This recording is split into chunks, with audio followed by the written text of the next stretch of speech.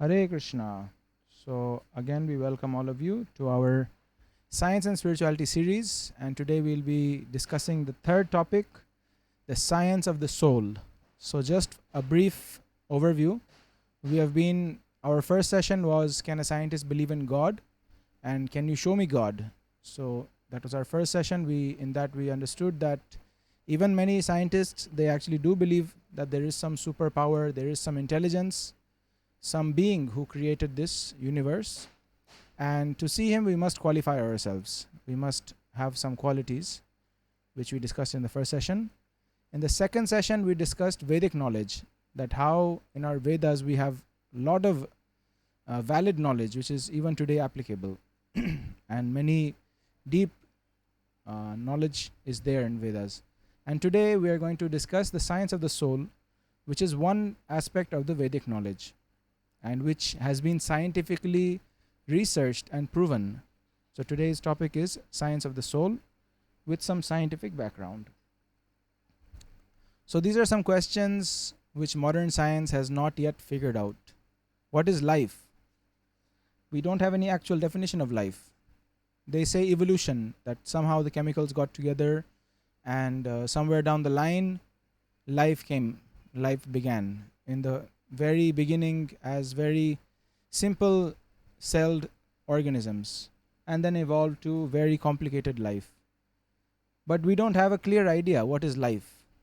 What is the difference between a living body and a dead body? What is death? So in science we don't have very clear understandings. But in our spiritual Vedic knowledge, we have clear, deep understanding of these topics, which we will be discussing today. So in the early years of the 20th century, scientists got together and analyzed what constitutes the body, all the chemical constitution, and in what proportion all these chemicals are available in the body. So they came up with the following breakdown of the chemicals. So our body has iron. All of us know in our blood we have iron, which bonds with oxygen and transports the oxygen throughout the body. So we have enough iron. An average human being has enough iron to make 6 nails, 6 small nails. That's how much iron. Let's say 6 5s are 25. So 6 5s are 30. Yeah, around 30 grams of iron. And we have enough carbon to make 900 pencils. So just a rough breakdown. We have carbon in our body. We have sugar, that is in the form of glucose, to make 10 cups of coffee to sweeten it, and potassium, enough potassium to fire a small cannon, small toy cannon, and lime and fat to make 7 bars of soap. These are all brief breakdowns. That means we have all these chemicals in our body. Phosphorus enough to make 20 matchboxes. Water to fill 10-gallon water tank. So yes, our main body constitutes of water. Up to 70% or 75% of our body weight is simply water. And sulfur, calcium, and other trace elements. These are all the chemicals found in our body. And if we want to buy all these chemicals today, what will be the total worth of all these chemicals? Not much. And here we have given a good round figure, around 1,000 rupees, let's say. And actually it should not cost more than 500 or 600, but not even that much. It won't cost that much if you proportionately want to buy all these chemicals and you buy that water. So total worth of all these chemicals that are found in our body is only at most 1,000 rupees. So are we worth only 1,000 rupees? What is that thing in us which makes us worth much more? Another question is, whenever we go for an interview, we go to secure a job. Now you're all studying in college, and when you go for your interviews, job interviews, then there will be an expected salary column. That means you fill up your name, all your qualifications, everything, and there will be a column which will ask you how much salary do you expect. And here we just downloaded a random CV from the internet, where somebody is asking for $70,000 to $80,000 a year for his services as a webmaster, web designer. So we could expect something between 30 to 50,000 or 60,000 a month. That's our expected salary. But the argument can be put that, sir, you are only worth 1,000 rupees of chemicals. How can you expect so much? Why do you expect 50 or 60,000 rupees a month? So definitely there is something beyond those chemicals in us which is making us worth so much per month. We are ready to spend so much money whenever we are sick or whenever we require some operation in emergencies. So something is there which is very, very special in us, which is not simply these chemicals. So then what is that? Why are we so worth? What is it in us that makes us worth so much? And that same body, when we die, then what is the worth of that dead body? Nothing. People actually charge you money to burn that body for you. Or to bury that body, they'll charge you money. It's worth less now. But as long as it's living, it's worth a lot. So what is that thing? That is told in our Vedic scriptures as Atman, or the soul, spirit soul. So the spiritual viewpoint that we get from our Vedic scriptures, which we, in our last session, we saw that how authentic and how deep knowledge there is in our Vedic scriptures. So in the same Vedic scriptures, it is told that we are not the material body of flesh and bones, but we are the spirit soul encased in the material body. So this is our real identity. That's why we are so valuable, because we are something beyond chemicals.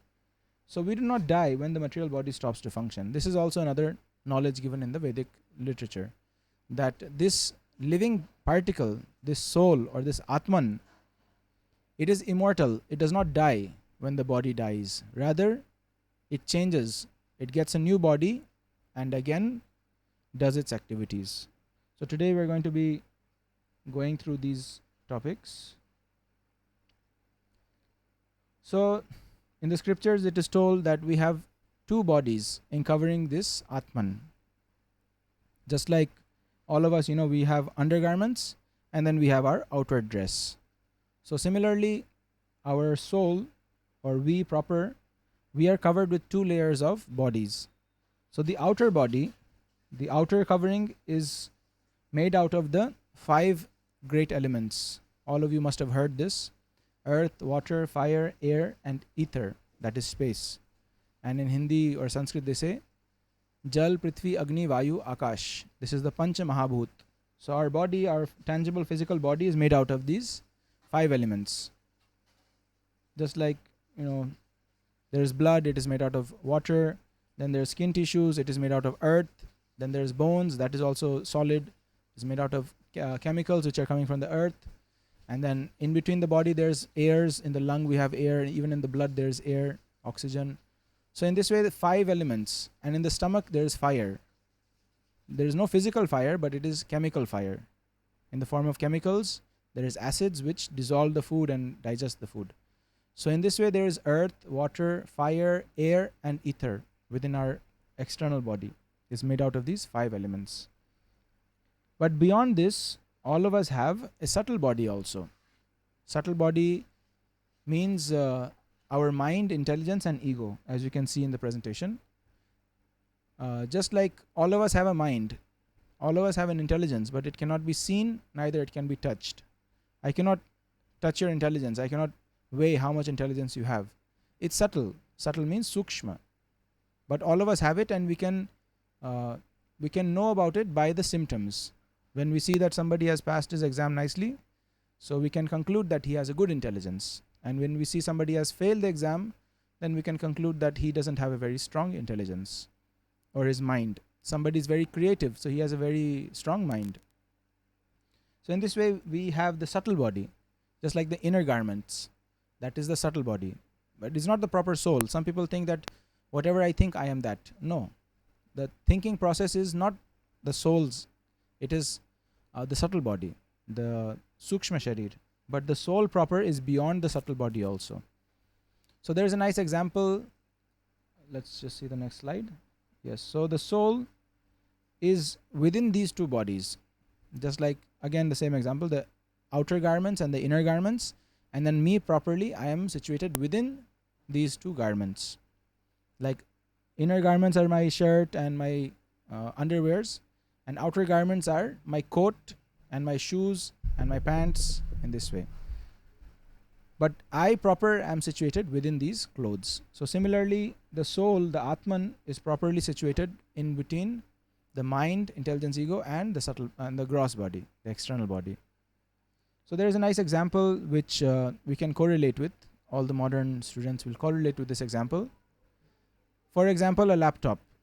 Let's take a computer or a laptop for an example. So the laptop has two major components. One is the hardware and one is the software, right? All of us know this. Even if you just take your Android phones, these days people don't use laptops anymore. We are used to our Android phones. So even our Android phones have a hardware and have a software. So the hardware consists of the screen, the speaker, the mic, and the GPS, and the chipset, and the memory card, and all these things, the battery, the wires. So these are all the hardware components. And then besides that, we have a software, or the operating system, which is either Android or Apple, iOS, or anything else. It can be. That means the operating system. Android 5, Android 9, Android 11, Android 12. There's different operating systems. So the hardware can be located physically. You can see that this is the screen and I can touch it and I can, show you. But the software I cannot. It is subtle. Like if we bring a hard drive or we bring a chip card and we ask you, where is the Android in this? Where is this file? This data is stored in this hard drive or this chip card, but can you locate it physically, that where it is? No, physically we cannot say that it is in this portion of the hard drive or this portion of the chip card. Actually, it is all over the chip card. It is stored as information, simply just as binary digits 1 and 0. But it is there. Not in a physical form, but in subtle form. So similarly, we can feel and see our physical body, but the mental or the subtle body, we cannot see it. We cannot, locate it, that our mind is situated here. No, mind is situated throughout the whole body, not only in the brain. So we are mindful of anything. If we are being pinched or if we are being burned in the feet, then we can feel that because the mind is present there also. Consciousness is present everywhere in the body. So even beyond the physical body, the mind and the intelligence, they exist. The soul exists. So this example of the laptop or the example of the Android phone was given so that we can understand this example, that this is the hardware and this is the software. But we proper are different from the Android phone. This is the most important part of this example. So the Android phone may break or it may corrupt or the software may collapse. We have to reset the phone. We have to format the phone or maybe even buy a new phone. But that does not mean that I am damaged. I am not related to the phone in any way physically. If my phone breaks or gets lost, then I am not lost. I am not broken. I am still alive. I am the user. I am simply using this and getting my work done. So similarly, this body is like a machine. It's like and if this body breaks or if this body dies, then the soul does not die. The user does not die. He gets a new body according to his actions and according to how much piety and impiety, that means papa and punya, he has done. He will get a next body. According to how much price you can pay, you will get a next phone and use it to get your work done. So this is in our Vedic scripture. This is the knowledge given, and it is very, very powerful.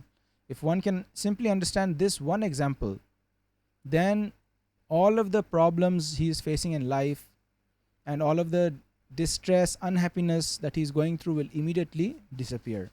He can easily overcome this because he will realize that I am feeling unhappy just for this laptop or for this Android phone. But actually there's so much more to life than just this laptop or Android phone. And just beyond this machine, there are so many more things which I can do. And if this machine breaks, I can always get a new machine. So similarly, there is so much more to life beyond the body. We are simply stuck in the bodily needs or the bodily, we're simply trying to fulfill the bodily demands. But there is more to life.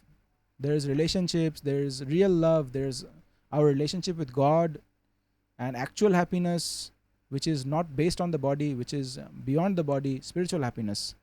So all these things we can get if we understand this basic principle that I am different from this body. One day the body will become old, one day the body will damage, one day the body will die, but I will continue to exist, and I will continue to enjoy if I know how to.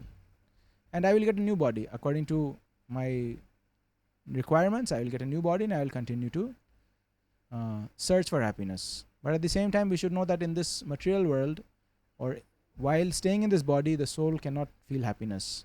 That we'll be discussing in our next session, how we can get true happiness, and where is the real house, where is our real home, the soul. This is not our real home, this is a temporary home, and we are using temporary machines. But we have a real place where we can stay with God. So that will be our next session, and that is also based on this same Vedic knowledge. So through this analogy, through this example, we can understand that the soul is completely different from this body. The body will change, the body will feel distress, but the soul is beyond it, and the soul should not be dependent or affected by the pains and pleasures of the body. There's another nice example given in the Katha Upanishad. This is from the Upanishads, where we are compared to a passenger in this body. This body is compared to a chariot with 5 senses, 5 horses. So here we can see there is 5 horses who are pulling this chariot. So these are compared to the 5 senses. We have 5 senses: the eyes, ears, nose, tongue, and the skin. That means touch. So these 5 senses are pulling us. They are pulling us in different directions. Let me do like this, let me eat like this, let me hear this, let me see this, let me touch this, let me feel this, let me experience this. So we are being pulled by these horses, by these senses, we are being driven. And then the mind is compared to the reins, to the connecting. That means the driver. The driver is compared to the intelligence. If we have a strong intelligence, then we will know what is right and what is wrong. Let's say I have an exam coming up, and my mind or my senses are saying, okay, let's go for watching a movie. So if my intelligence is strong, and if it pulls the mind wants to go to a movie, and the intelligence says, no, tomorrow is exam, you have to study, or day after tomorrow, whenever. Your exams are coming up, don't waste time. After your exam, you can go to movie. So if the intelligence is strong and it keeps the mind and senses in control, then your chariot will go in the proper direction. That means you will be focused on your exams, and you will be focused on the goal of life. But if the intelligence is weak, if he has not had food for a long time, and if he lets go of the mind, if as you can see, he's holding on to the reins. So if the reins fall out of his hand, or he is too weak to pull the reins, and the horses are pulling it, and it falls out of his hand, then what do you think will happen? And by the way, this guy in white suit, he is representing the soul. We are the passenger in this chariot. So if the intelligence is not strong, and if the mind and senses are not under control, then where will this chariot go? And what will be the situation of this passenger? And that is exactly what is happening to us. Because our spiritual intelligence is not strong, we don't understand the value of controlling the mind and the senses, how to properly engage them. For this reason, our senses are pulling us in any direction, and our mind is simply following that, and the intelligence cannot control that. And so we are being pulled left and right again and again. We are in distress. We don't want to be in distress, but again we are stuck in distress, because we can know that I'm doing wrong. If I continue like this, I'll fail, or I'll do something bad. I shouldn't do this. But because our senses and mind are not in control, so that's why we go through these things. So the important point here is that we have to learn how to make the intelligence strong. We have to feed the intelligence with proper food. And our Vedic scripture tells that this knowledge given by God, for example, the Bhagavad Gita or the Bhagavad Puran, all the Vedic literatures, this will give strength to our intelligence. This will give us proper direction, what is right and what is wrong. So the intelligence will understand that this is right, this is wrong. I should do this, I should not do this. So in that way, he can control the mind. When the mind says, I want to do something nonsense, the intelligence will say, no, this is not good, don't do it. So we have to learn from the scriptures what is right, what is wrong, and sharpen our intelligence. Then we can control the mind and senses, and we can go in the proper path, straight on the path of success. We can get real success and real happiness if our intelligence is strong. And it's our duty as a soul to make our intelligence strong, to feed him properly, to give him good food for thought. It's called food for thought. That means philosophy from the Vedic scriptures. So in this way we can make the intelligence strong and be successful in life. So here's another example. This is also from the scriptures, Vedic scriptures, that there is a bird in a cage, and one person thought that, okay, I will take this bird and I will serve it very much. I like this bird so much, so I will serve him. I will make a golden cage for him. So he spent so much money. My dear bird, I love you so much, so I am going to buy a golden cage for you. And on each side of the cage, there will be diamond, there will be ruby, there will be emeralds, there will be sapphires, most expensive jewels I'll give you in golden cage. Because I love you so much, so I'm going to spend so much money for you. So every day, this person is cleaning the cage, polishing it nicely, so that the bird may feel very happy staying in this golden cage. But gradually, the bird is becoming weaker and weaker, and the bird is not happy at all. He's trying to get out of this golden cage. And the owner is saying, my dear bird, I love you so much. Why are you feeling disturbed? I have made this special golden cage for you, and I have put the best of diamonds and rubies for you. You are not happy still? I like you so much. And one day, the bird just collapses and falls down and dies. Why? Maybe you all have guessed. Because the owner of the bird forgot to feed the bird. It's okay that he took care of the cage so nicely, he gave all facilities to the bird, but the real food of the bird, he could not supply, he could not provide that. So similarly, the same example in our life, we can see this body is considered to be like the cage. So we can decorate it very nicely, we can put all costly clothes and nice haircut and nice cream, powder, make us look very nice, go to gym, eat protein, become nice and bulky and strong and muscly and handsome and whatever. For the girls also, they have so many cosmetics and so many things. It's not wrong, but that is good, it's required. But at the same time, are we feeding the soul? Are we feeding ourselves? Otherwise, this is what we see, that although we have all external facilities, we have motor vehicles, we have nice clothes, we have, everything is there. We have nice bank balance, we have nice family, we have nice, everything is nice. But still we are not happy. Still we are full of tension, we are full of anxiety. We are not really happy. So the reason is that we are not feeding the soul, Atman. And the food of the soul is different. The food of the body, we are feeding the body every day, 3 times a day. Morning, evening, lunch, breakfast, lunch and dinner, right? So, but any time do we feed the soul? What is the food of the soul? Do we even consider, do we even know this thing? So this is called intelligence. We have to learn this from the spiritual science. Because material science, as we discussed, material science can only think about the external body. It doesn't even know what is the mind, intelligence and ego. The modern science cannot even go to that level. And the soul is beyond that level also.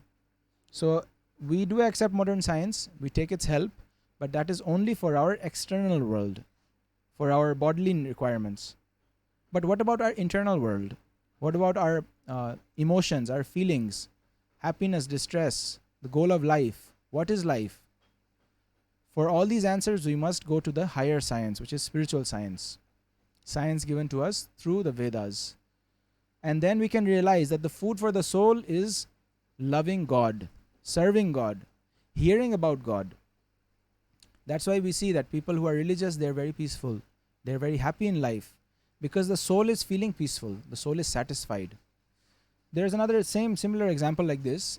For example, if you take a fish and you take him out of water and you give him a nice bungalow, you give him a nice wife and a nice car and a lot of money and all kinds of foodstuffs and nice clothes, everything, and many servants. Will that fish ever be happy? That fish, although having everything, is still lacking its very basic requirement, that is water. A fish cannot breathe without water. So similarly, we being the Atman, if we have all material requirements, but we are not close to God, we don't have our connection with God, then we won't even feel happiness in life. Even though we have all material things, they will not make us happy at all. So these examples show us that the food of the soul is different from the requirement of the body. Similarly, another example, if I am driving a car and I forget to eat, I'm very hungry. So I fill the car with petrol and I say, okay, I will also drink the petrol because the car is running on petrol. So I'll also drink the petrol and I'll run. So can we do that? We cannot do that. The food of the car is different and the food of the driver is completely different. So similarly, the bodily requirements we should fulfill, that is required, but we should also know what is the requirement of the soul. Why are we so restless? Why are we disturbed in life? Even though we are educated, we are rich, we are, everything is there, but still there is something lacking. People are committing suicide. Every day we hear so many stories. Even students, they are committing suicide these days because they're frustrated. Something is lacking. They are not getting that happiness that they're searching for. They're working so hard, studying so hard, but that happiness which they desire, they're not getting. But as soon as we connect to spirituality means things related to spirit, because we are spirit, we are soul. So then we get food for soul, food for thought, food for soul. Then we feel satisfied, even though externally we may not have all those facilities, but just getting that food for soul, connecting to God again through His scriptures, and knowing the real purpose of life and the whole plan behind this creation or this universe. So then we get satisfied, we get happy, and we can work properly, we can go towards success, as we discussed. So these things are very important. Now we have come to the scientific section of this seminar, and there is a very very interesting or very important research done by a scientist named Ian Stevenson. He was a professor of psychiatry at the University of Virginia, and he has extensively studied over 2,000 cases of spontaneous reincarnation. Spontaneous reincarnation means small children who spontaneously start speaking about a past life. That in our past life, we remember that we were staying in that town or that village. My name was this and this.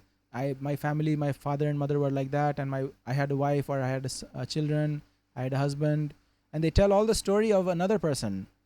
The whole story they are able to tell. So the parents of such children are frustrated that why is my child like this? So after 1 or 2 years, they cannot tolerate anymore, and they say, okay, let's go to that place and let's see. And the child also doesn't want to stay in his home. So I want to go to my home. This is not my home. You're not my mother and father. I want to go see my real mother, father. So the parents, such children, they take them, and then they find that actually this boy, my child, is able to tell the whole life history of another person. And he even recognizes the other people, and he tells very intimate stories which only that person could have known who had died and taken birth as this child now. So now we're going to go into some of these case studies. I have done the research for you, and I'll be very happy to share one link of the video also in the comments and in the description of this video. That is 9 case studies which are done by big channels like BBC or some other important channels. So I have compiled them together, and you can see this is real scientific research done in this field. So the first case is of a girl named Shanti Devi, who was born in 1926. She was born in Delhi. And when she was 4 years of age, she started speaking. And when she spoke, then she told that actually my name is Lubdhi, and I died in my previous birth. In my previous life, I used to live in Mathura, and my husband's name was Kedarnath Chaube. This photo that you see down here, this is the husband's photo, Kedarnath Chaube. So I was pregnant and I gave birth to a son, and I could not survive that, and I died. So I want to go back to my home. I want to go and see my son. So this is 7 years past. The son is now 7 years old. And this girl is now 4 years old. This girl who took birth. She's 5 or 6 maybe, yeah, 6 years old. The son is 7 years old and she's 6 years old. So Lubdi died in 1918, giving birth to a son. So this case was, because it was in Delhi, so it got some highlight, and some newspapers reported on it. Then there was a controversy. People of other faith, they said that this is a propaganda. This is being done to promote Hinduism. We don't believe in all this nonsense.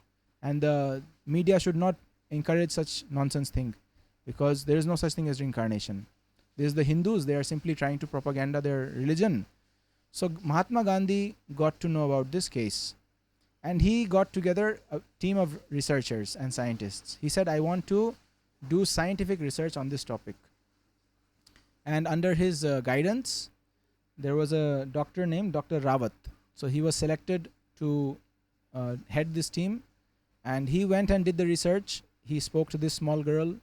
He spoke to Shanti Devi, and they went and located the place in Mathura where she was describing her house.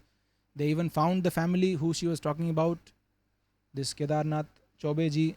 He had also passed away, and they found out that yes, actually there was his wife was Lubdi, and she had died giving birth to a child. So when all of these details were confirmed, then they decided to take that small girl, and they'll ask the small girl that, you tell, where is your house? You show us the road. So this girl, Shanti Devi, she showed many things, she showed correctly, but some things she could not tell right, mainly because that as time changes, then the roads may change, or some building may change, some new building has come, or some sign has changed. So many things she got right. And finally she met with her relatives. She met her son, and she started crying that yes, he's my son. And the brother also, the brother and sister of Lubdi, that means the previous life, now she is Shanti Devi. So they confirmed that yes, we believe that actually she is Lubdi, because she knows so much details, and she has recognized us very clearly. So this became a very big scientific research part of India, done by Indian scientists, and it was proved as a scientific fact that this is not a story made up, and Shanti Devi actually remembers her past life. So now we are going to see many other case studies done. Some of them are very recent, and some of them are old, done by Ian Stevenson. Ian Stevenson has also published a book called Past Lives, something like that. And it is 80 case studies, which are the most strong case studies. So he has published a book. So I'm not going to show you the videos right now here, but I have in my comments, or in the description of the video, I'm giving you the whole playlist. There's a whole playlist about this, and I'll give you the individual links also. After this seminar, you can check them out. You must check them out if you are actually looking for the truth, because this is a scientific research, and it is confirming that reincarnation is a fact. So you please do see these videos and be convinced about this fact, that it is scientifically proven also. So here I've got a few stories which I searched on the web, and I'm going to share with you. The first case is of Gurpreet. Gurpreet is a boy born in Punjab, and when he was small, he started recalling his details as Satnam, and he said that I was killed by some accident, or somebody ran me over. Somebody didn't like me and they killed me. So in his past life he was Satnam, and in this life his name is Gurpreet, and his handwriting also matches with his previous life. And he even he recognized his parents, he recognized his sister, he recognized, even there was one shopkeeper who had given him a loan, and the shopkeeper said that in your past life, as Satnam had taken a loan from me of 3 rupees. So Gurpreet said, why are you lying? It was 2 rupees. I didn't take 3 rupees. I took 2 rupees from you. So this is an old, 50 years old story. So at that time, 3 rupees was a lot. Today is nothing, but at that time, maybe 300 rupees it was worth. So he said, no, it was 2 rupees. So that shopkeeper was also convinced that yes, he is Satnam, because who else knows that how much Satnam had taken. So that's the first case study. Then there is another case study of a person named Prakash. When he was growing up, 4 or 5 years old, he was again all the time crying, and he was saying, I want to go to Kosi. This is near Mathura. He was born in Mathura, but he was again and again saying, I want to go to Kosi. because that is my home. I used to live in Kosi, and I was Nirmal Jain. My name was Nirmal Jain in my past life. So they did the research. Again, the parents were frustrated, and they went and they found out that yes, there was such and such Jain's house, and Nirmal Jain was their son who had died.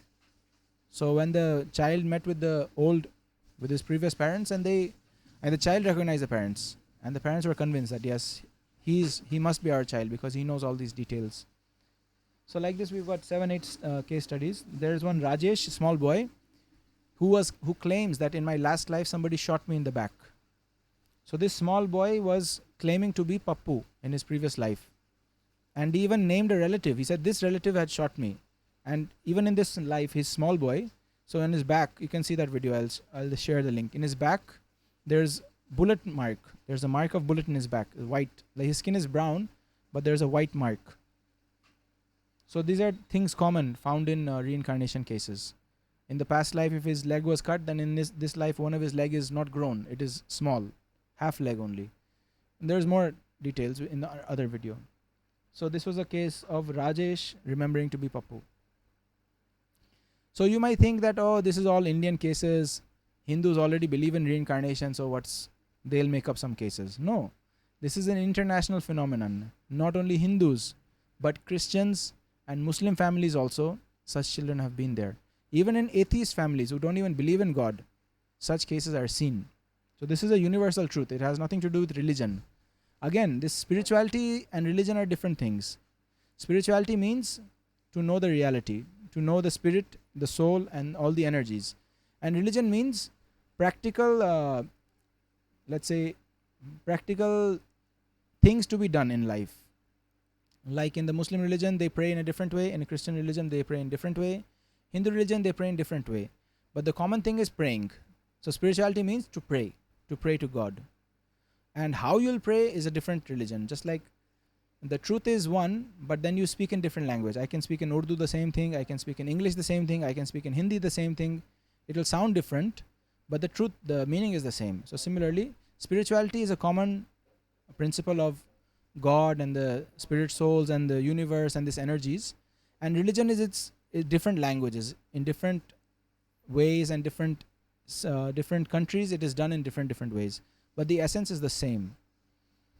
So this is from a Christian family. There's a small boy, his name is Gus Taylor, and he used to tell his parents that when I was big one time and now I'm small again. Just 3 years old, small boy. One time his father was changing his clothes, and that small boy told his father, "Father, when you were small, I used to change your clothes." So Gus Taylor was claiming to be his own grandfather. That means the father of his father, whose name was August Taylor. He even said, "I used to have a car," and he told many details which were true, which only the father knows. That yes, my father, that means the grandfather of this boy, had all these details in his life, and my son is telling all those details again.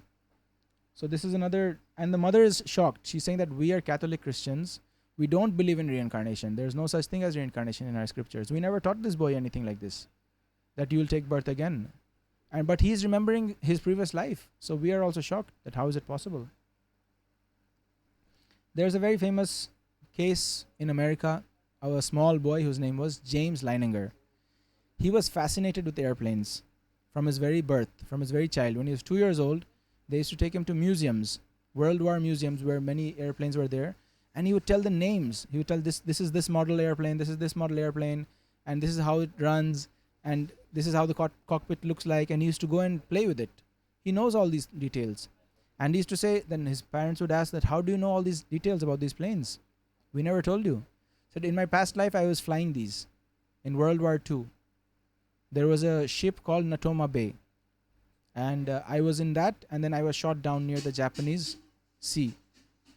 So many details he told. He told his name was James Houston. He was a pilot. So the parents were, they were Christians and they didn't believe all these things. But when the child was too much emotionally affected by it, so they went to psychiatrists and reincarnation experts, and they did the research. They actually did the research. They found out that yes, there was a Natoma Bay, there was a ship, and there was a James Leininger who used to serve on that ship, and he was shot down near the Japanese border. So all of these details were exactly matching what that small boy was saying. So this is again proof of reincarnation. Then there is a village boy, Lekpal, who in his previous life was Hukum Singh. In his previous life, his hands were cut in a grass cutting machine. You know, in the villages, they have that big wheel which has two knives on it, two sharp blades, and it cuts the grass. Kach, kach, kach, kach. So he got into a fight, and his father was drunk, and his father pushed his hand inside that cutting machine, and his fingers were cut off. And because of excessive bleeding or infection, whatever, he died. So in this birth, he took birth as Lekpal. In his previous birth, he was his Hukum Singh, but now he took birth as Lekpal. And from his very birth, he doesn't have these fingers. These fingers, his hand is developed, but the fingers are not growing. It is just amputated. His fingers are not there on one hand. So that was the same hand which was cut off in his previous life. So as this boy grew up, 4 or 5 years old, he was remembering that in my previous life I was Hukum Singh, and my father was fighting with me, and he was drunk, and then he got angry, and he pushed me inside my hand inside the cutting machine, and my hand was cut, and I died. So he remembers all this, and even his mother and his brother, he remembers them, and their mother and brother accepted him, that yes, he's our son, Hukum Singh. Now he's Lekpal, but still he's our son, because in his last life he was our son. So then there's another case of Manju. She fell into a well when she was 12 years old or something. She fell into a well and drowned. But in this life, she remembers all those incidents. And finally, we have a very special case of a girl called Sumitra, who was Shiva. So the story is like this. There's a girl called Sumitra. The girl's name is Sumitra. And for some reason, she dies. For 4 hours, she is considered dead. But suddenly after 4 hours, again she wakes up. That means she comes back from death. Many times it happens. People go into comas, or their heartbeat stops, and suddenly after sometimes even many hours, when they are taken for a funeral, suddenly that man wakes up. That no, I'm not dead yet. I'm still alive. Somehow they come back. So this was the case. So Sumitra died, and when she got up, her body is the same. She is Sumitra in body, but in her personality is completely different. She was speaking a different language. She was a different attitude. She was more angry now, and she was identifying herself as Shiva. When her parents would call her Sumitra, she would say, "No, I'm not Sumitra. I am Shiva. Why you're calling me Sumitra?" And I am so. This is in the documentary again. You watch that documentary, you will see the full. It's actual video of her. In the village, they went and they did this video. They made a video of her. You can see how convinced she is. The researcher is asking her, "Do you remember anything about Sumitra?" Said, "No, my name is not Sumitra. Why you're calling me Sumitra? My name is Shiva. I don't remember anything about Sumitra. And in my previous life, I had 3 children. I had my husband. He's this name, this. So she remembers everything of her past life. And now she's living in the body of a girl who died in this life." So these are all giving hints or giving proofs to the soul. As we discussed today, the soul is eternal. The soul doesn't take birth. It doesn't die. Just like energy is eternal. We know the famous equation of Einstein, E is equal to mc square. So energy can be converted into mass, and mass can be converted back into energy. But in this case, the soul is eternal energy. It is simply changing from one body to another body. So this is practical scientific proofs of our Vedic knowledge. And if we accept, or if we just accept this one fact, this can help us solve so many problems in our life, so many distress and so many tension and so much anxiety can be solved simply by understanding this point, that I am not this body. Anything wrong, anything bad happening to the body is not happening to me. It's happening to this machine. I am beyond this machine. I am never harmed by anything done to this body. So we can, 50% of our problem is completely solved by this knowledge.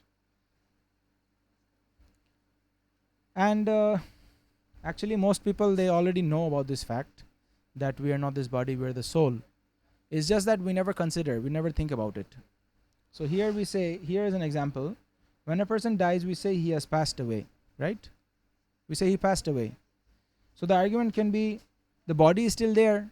Your relative is still lying down here in the hospital. Why you are saying he died? His body is still there. Then you say, no, he left. This is not him. He has left the body. We know this point. We even say it. And the proof is that we are ready to burn that body. We are ready to bury that body. But no, this is not my relative. This is his body. My relative left. He went. He has gone. Now you take this body and you burn it. You cremate it, or you bury it. You put it into the tomb. Get rid of it. Anybody likes to keep a dead body in his house for one day even? No, not even 1 hour. Quickly take the body, go burn it, bury it. Because we know that this is not our relative. Our relative was living inside this body. Now he has gone. So actually the soul has passed away. So all of us, knowingly or unknowingly, we know about this fact, but we never consider it. We never think about it. So spirituality means to think about these things, to remember these things in life. That what is the real importance? Is our bodily requirements so important? Just like, for example, I have an Android phone. I'm putting a nice cover on it. I'm putting a flip guard on it. I'm putting the screen on it. I'm charging the battery. But I even forget what is the actual use. I have to call somebody. I don't call somebody. I'm just simply, polishing it and keeping it neat and clean. So similarly, we have this body. We have to take care of it, definitely. But what is the actual purpose of this? Why did I get this human body? What is the mission of this human body? And how should I fulfill that mission? That we don't know about. So we have to learn that from our Vedic scriptures, from Bhagavad Gita especially. So everyone knows about this. The soul exists and after death. But what happens after that, we don't know. So in our scriptures, we'll be seeing shortly. There's many verses in the Bhagavad Gita. So here there's a verse from Bhagavad Gita, 2nd chapter, 22nd verse.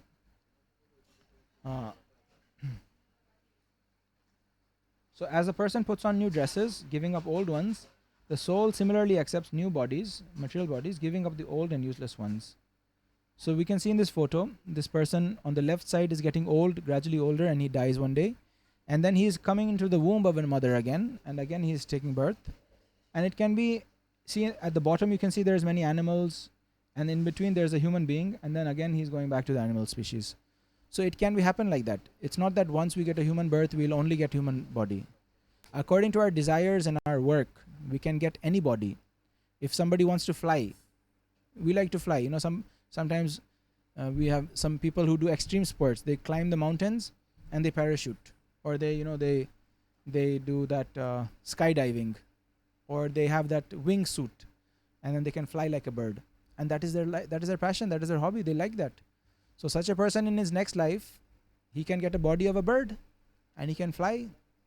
Somebody likes to swim. They put this oxygen mask and go underwater and spend a lot of time scuba diving and finding out many things and searching for different fish. So in the next life, they can become fish. They can become dolphin and play in the ocean. People like to surf on their surfboard in the ocean. They can become dolphins and swim. So in this way, according to our desires and our work, we can get different bodies. So I won't be discussing right now all the details, but this is the philosophy given in our Vedic scriptures. So in the Bhagavad Gita itself, all these points about the soul is told. The soul, or we, are indestructible. Nothing can destroy us. We are individual. We are all separate souls. Although we are in quality the same, we are all the same quality. So the soul has a personal form and personality. That means the soul, just like we have hands, feet and leg, so the soul also has hand, feet and leg. But right now it is covered with the material body. And it changes bodies. When the body becomes old and it breaks down, then the soul changes the body. Again, he gets a new body. And the size of the soul is 1/10,000th the tip of the hair. This is told in our scriptures, that if you cut up the tip of the hair, if you cut it into 100 parts, you take one part, again cut that one part into 100 parts. That's how big the soul is. And that comes out to be, scientifically it has been calculated, that is maybe 2 Armstrong. Armstrong is the smallest scale of measurement that the scientists can do. So the soul's size, according to this, is 2 Armstrong only. So the soul is told as inconceivable. We can discuss so much about it, we can tell so much, read so much, but it's difficult to understand about the soul. And the soul is situated in the region of the heart. This is a very important point. Again and again in the Gita it is told, Ishvara sarva bhutanam hriddesha Arjuna tishtati. Arjuna, I as the soul am situated within the heart. As the super soul. Krishna is the super soul and we are the soul. Both of them are situated within the heart. And in our previous session I told you that even in biology we learned that the first organ to form when the child takes birth in the womb of the mother is the heart. The first organ to form is the heart. And then the heart pumps blood and then all these different organs and our body structure is formed. So because the soul is sitting within the heart, the soul enters the body in the heart. The heart is the first organ. And from there everything else is created. So in the Gita twice it is said, Hriday, in the Hriday, Hriddeshe, in the heart it is situated. And the soul is eternal, full of knowledge and full of bliss. In Sanskrit it is called Sat, Chit and Anand. This is the quality of the soul. The soul is eternal, it can never die. So that is Sat. Sat means Sanatan, it is eternal. Chit means knowledge, full of knowledge. The soul is full of knowledge, but now being covered by ignorance, covered by illusion, we tend to forget. And full of bliss, the soul is full of happiness, but now being in this material body, it is full of unhappiness. If the soul can come out of this material body and go to the spiritual world, which will be discussed in our next session, that is where he'll have real happiness. So let's see what else is told about the soul in the Bhagavad Gita. This is all in the second chapter, Lord Krishna is telling. So the first verse, Lord Krishna is telling in the second chapter, verse number 17. Avinashitu tadvidhi yena sarvamidam tatam vinasham avyayasyasya nakaschit kartum arhasi.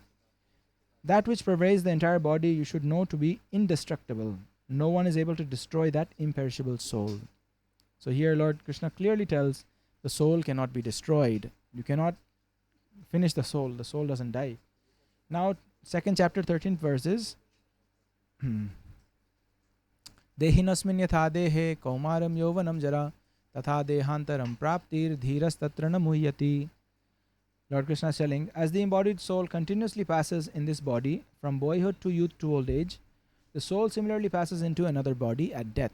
So this is a very good example.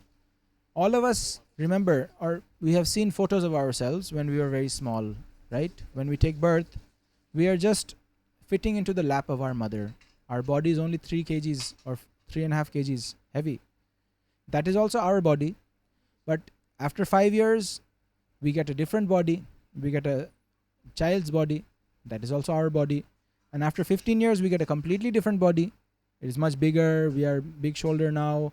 Our face has changed.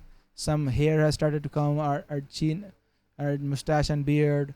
Or in female, other parts of the body, they change. So we are the same person, but our body is changing. And then one day we become 40 years old. So then also our hair color will become white. And our arms will become little sunken and different things. And one day we'll become 80 years old. We'll have a completely different body.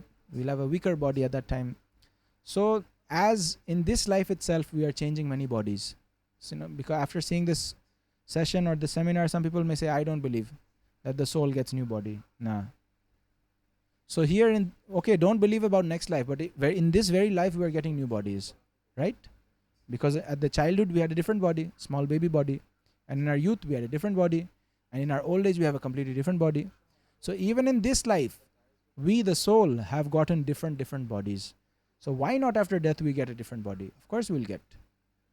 So this is just practical knowledge, which is very practical and very true, given in the Bhagavad Gita by Lord Krishna. Who can know better than him? So as you see, whatever we discussed here in the photo, it is shown. The child body, then the youth body, then the old body, and then after death, again, the same process. In different species we can get. We can, even in the animal species, in the bird species, in the demigod species, or again human species, according to our nature and our work, we can get different species bodies. And try to fulfill. All the species, all of us, we are looking for the same thing. We are all looking for happiness, how to become happy. Even the animals, they are trying for happiness. Even the birds are trying for happiness. Even anything, the fish are trying for happiness. The humans are trying for happiness. But how to get that happiness, that we have to learn from our scriptures. First of all, we have to realize that happiness cannot be gotten through the body. Happiness has to got through the soul. because we are the soul. And what is the food for the soul? That is the scriptures. That is God. How to love God, how to serve God. And then we can feel real happiness. So here is the 22nd verse from the second chapter. Vashamsi jirnani yatha vihaya navani grinati naroparani tatha sharirani vihaya jirnani anyani sanyati navani dehi. As a person puts on new garments, giving up old ones, the soul similarly accepts new material bodies, giving up the old and useless ones. So just like, these clothes, I'm wearing these clothes for 6 months now. And after another 6 months, I'll get rid of these clothes because it will start to tear, it will start to get some holes in it, and it will become old. So I cannot use these clothes, so I'll get a new set of clothes. Similarly, all of you may be wearing pants, shirt, jean, whatever. You will wear it for 2 years, maximum 1.5 years, and then you get a new set of clothes. Or maybe your body grows and you have to get new clothes. So similarly, because this matter is not eternal, whatever, like even a building you make, after 300-400 years it is broken, right? So anything material will break down. So the body also breaks down and the soul gets a new body after this. This is the 20th verse. Najayate mriyate va kadachin nayam bhutva bhavita va anabhuya ajo nityam shashvatoyam purano na hanyate hanyamane sharire. For the soul there is neither birth nor death at any time. He has not come into being, does not come into being, and will not come into being. He is unborn, eternal, ever existing, and primeval. He is not slain when the body is slain. So these are all the qualities of the soul given by God. Lord Krishna himself is telling that the soul is never, no birth, no death. He doesn't come into being and he'll not disappear. He will always stay. He'll always remain. And today's final verse is the 24th verse of the second chapter. Achedyo yamadhayo yam akledyo shroshya evacha nitya sarvagata sthanur achaloyam sanatana. This individual soul is unbreakable and insoluble, and can neither be burned nor dried. He is everlasting, present everywhere, unchangeable, immovable, and eternally the same. So here very clear knowledge is told that you cannot cut the soul. Let's say one soul, I'll cut him and make 2 souls. No, not possible. And you cannot join them also, that 2 souls I'll make 1. No. And it is present, you cannot burn it. You cannot burn, by fire I'll burn the soul. No, it won't burn. And you cannot dry it also, that I'll dry it. No. And he is present everywhere. That means just like amoeba and microbes are present everywhere, similarly the soul is present everywhere. This living force is present everywhere in this whole universe.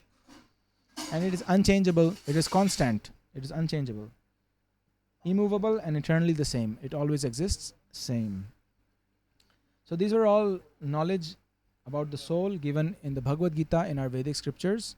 And as this is not exactly a live session, because today I'll be traveling, so that's why this is a pre-recorded session, but you'll be viewing it.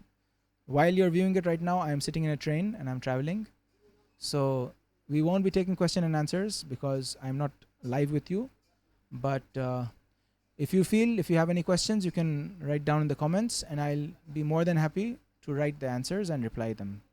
So we thank you very much for joining us on this wonderful science and spirituality session.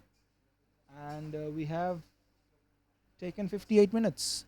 I think that's just the proper time. So thank you so much. If you have any questions, please do comment. I'll answer them for sure.